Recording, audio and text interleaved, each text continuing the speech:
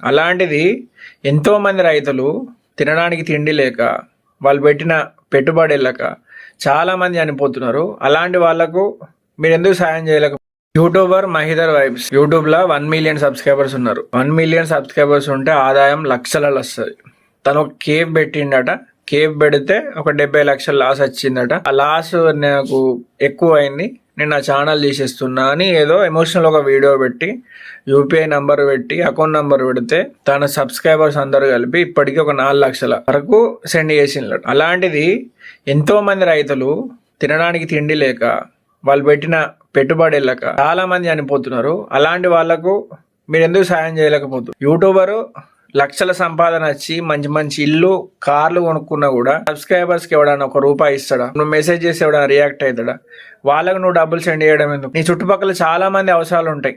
వాడిని కొట్టే ₹1000 చుట్టుపక్కల వాళ్ళకి ఇస్తే ఆ ₹1000తోటి వాళ్ళు ఒక నెలవారీ సామాన్లు వస్తాయి. కాబట్టి అందరినీ గుడ్డిగా నమ్మి ఏదో వీడియోలో చెప్తున్నారు కదా, ఏడుస్తున్నారు కదా అని డబ్బులు మాత్రం కొట్టకండి.